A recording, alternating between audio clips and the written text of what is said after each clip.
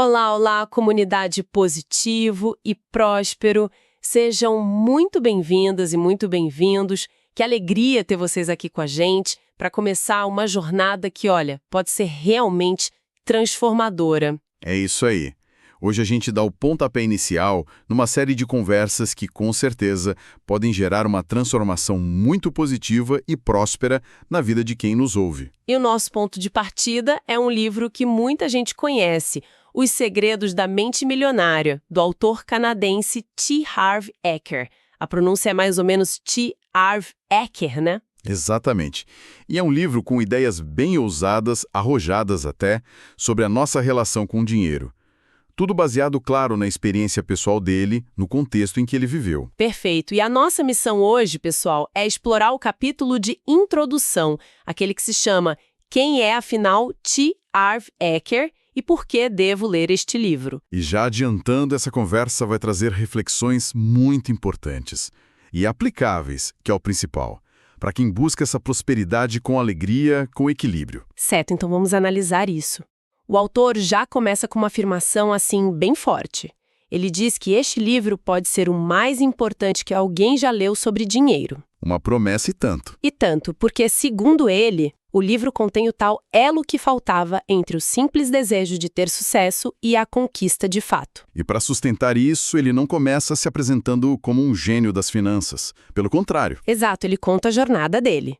E ele não era sempre bem-sucedido. Ele fala que tinha muito potencial. Sabe aquela palavra que todo mundo usava para descrever ele? Sei bem. A palavra que é um elogio, mas ao mesmo tempo uma cobrança, porque o resultado não aparece. Isso. Potencial, mas poucos resultados. Ele conta que lia todos os livros, ia a todos os seminários, mas, assim, nada mudava de verdade. E ele descreve essa fase, ali entre os 20 e 30 anos, como uma sequência de negócios que davam errado. Os resultados, nas palavras dele, iam de péssimos a fracos. E ele até usa uma analogia que eu achei ótima, a da doença do monstro do Lago Ness. Ah, essa é clássica. Ele dizia que ouvia muito falar de uma coisa chamada lucro, mas ele pessoalmente nunca via. O que é fascinante nessa abertura é a identificação que isso gera. Essa sensação de trabalhar sem parar e sentir que não sai do lugar. É uma frustração muito comum. Com certeza. E ele acreditava que o problema era externo. Ele só precisava achar o negócio certo, o produto da moda, mas estava completamente enganado. E aí que está o ponto de virada.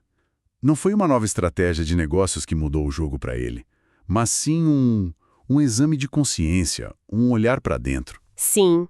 Ele revela que apesar de dizer para todo mundo que queria ser rico, ele tinha medos muito, muito enraizados. Medos que sabotavam ele. Totalmente. Tinha o medo de fracassar, que é o mais óbvio, né? Uhum. Mas ele fala de um medo que, segundo ele, era ainda pior. O medo de ter sucesso e depois perder tudo. Isso para ele o faria se sentir um panaca. Esse medo é mais sutil e poderoso. Porque o medo de fracassar te impede de começar. Mas o medo do sucesso, esse te sabota quando você já está no caminho. E ainda tinha um terceiro receio, o de descobrir que ele simplesmente não tinha as qualificações necessárias e que, por isso, estava condenado a uma vida de trabalho duro e sem recompensa. É uma tempestade perfeita de autossabotagem, né? A mente dele, no fundo, estava tentando protegê-lo de uma decepção maior. E como ela fazia isso? Mantendo ele num lugar familiar. O fracasso era conhecido, era seguro. O sucesso era um território desconhecido e assustador. E aí que a história fica bem interessante. A mudança toda começa com um conselho. De um amigo da família, né? Isso. Um amigo da família, um homem que ele descreve como extremamente rico, e a cena é ele morando no porão da casa dos pais pela terceira vez. Que situação. Bem no fundo do poço. Totalmente. E aí o amigo chega e diz a frase que é talvez o pilar de todo o livro. Harv, se as coisas não estão indo como você gostaria, isso quer dizer apenas que há algo que você não sabe. Uma frase simples, mas que desarma qualquer defesa. Não é uma crítica, não é um julgamento. É só um apontamento de uma lacuna. Exato. E o amigo continua e solta um segredo. Você sabia que a maioria das pessoas ricas pensa mais ou menos da mesma forma? E essa é a grande proposta. É a grande proposta. O amigo basicamente diz: tudo o que você precisa fazer é copiar o modo de pensar dos ricos. Isso levanta uma questão bem importante. A ideia central aqui não é sobre sorte, não é sobre acaso, é sobre modelo mental. O sucesso financeiro, segundo essa lógica, é uma habilidade que pode ser aprendida. Começando pela mentalidade. Exatamente. Se o seu modo de pensar determina suas ações e suas ações determinam seus resultados, então a lógica é simples. Mude a forma de pensar e você muda os resultados. Um princípio fundamental que ele vai explorar no livro inteiro, né? Tudo. É a base de tudo. E o Eker, bom, ele decide colocar isso em prática. Ele mergulha de cabeça, estuda os ricos, a psicologia do dinheiro, do sucesso. E aí, ele parte para a ação. Parte para ação. Ele abre uma das primeiras lojas de equipamentos de ginástica na América do Norte. E tem um detalhe importante que ele faz questão de frisar. Que ele não tinha dinheiro para começar. Nada. Ele fez um empréstimo de $2.000 no cartão de crédito. E essa parte da história é fundamental. É a narrativa clássica do self-made man, que começa do nada, só com uma ideia e muita vontade. É o que conecta com o leitor. Conecta muito, e ele descreve os novos comportamentos que ele adotou, que eram basicamente cópias dos ricos. Certo. Primeiro, ele se comprometeu a fazer sucesso, a jogar para vencer, como ele diz. Segundo, ele jurou manter o foco e jamais desistir antes de se tornar milionário. E o mais importante, ele começou a mudar o diálogo interno. Isso começou a contestar os próprios pensamentos negativos sobre dinheiro. Ele percebeu que a mente dele era muitas vezes o seu maior obstáculo. E se a gente conecta isso com um quadro geral, vemos a aplicação prática da tal mudança de mentalidade. Não é só uma teoria abstrata. Ele saiu da paralisia e foi para a ação com base em um novo conjunto de regras internas. E o sucesso do negócio foi a consequência disso tudo. Em 2 anos e meio, ele abriu 10 lojas. E depois vendeu a parte dele por $1.600.000. Exato, o cara do porão virou milionário. Isso levou ele para uma nova fase de consultoria e depois para a criação da escola de negócios dele, a Street Smart Business School. Mas a história não para aí. Ele descobre mais uma camada no problema. Pois é, ao dar os seminários, ele percebe uma coisa muito curiosa. O enigma dos alunos. Exato. 2 pessoas sentadas lado a lado, aprendendo os mesmos princípios, as mesmas estratégias. Uma delas decolava, tinha um sucesso incrível. A outra quase não saía do lugar. O que forçou ele a investigar ainda mais a fundo. Se as ferramentas eram as mesmas, o problema não podia estar nas ferramentas. E essa é a premissa central do livro inteiro. Ele concluiu que você pode ter as melhores ferramentas do mundo, o que ele chama de jogo externo. Estratégias, marketing, finanças. Isso.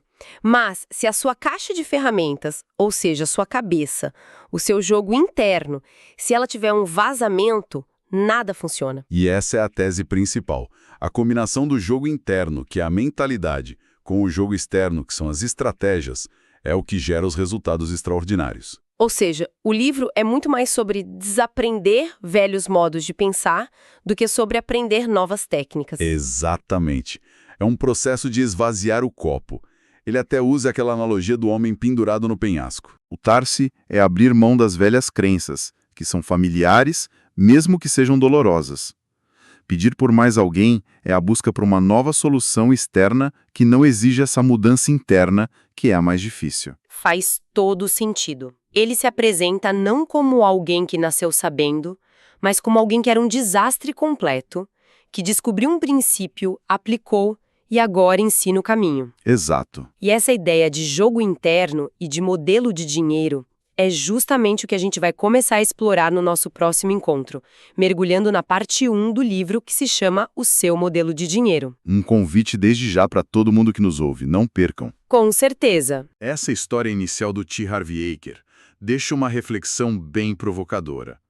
Se o nosso sucesso ou fracasso financeiro não depende tanto das ferramentas que temos, mas de como a nossa mente está programada para usá-las, fica a pergunta no ar. Qual seria? Qual é a primeira crença sobre dinheiro, aquela aprendida lá no passado, que precisa ser desaprendida para que um novo resultado seja possível na vida de quem nos escuta? Uma ótima reflexão para a gente encerrar por hoje. Queria agradecer imensamente a companhia de todo mundo nesta nossa primeira análise.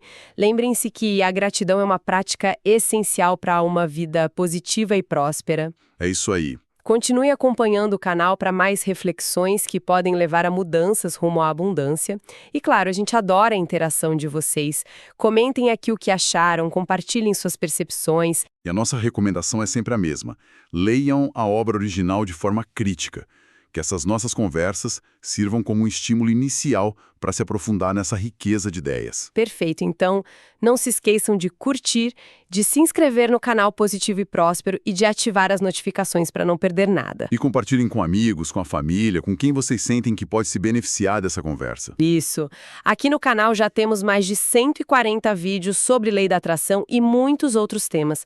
E a nossa comunidade não para de crescer. Uma notícia maravilhosa. Já somos 275 pessoas positivas e prósperas em uma conexão mental rumo à prosperidade. Muito obrigada, pessoal, e até a próxima!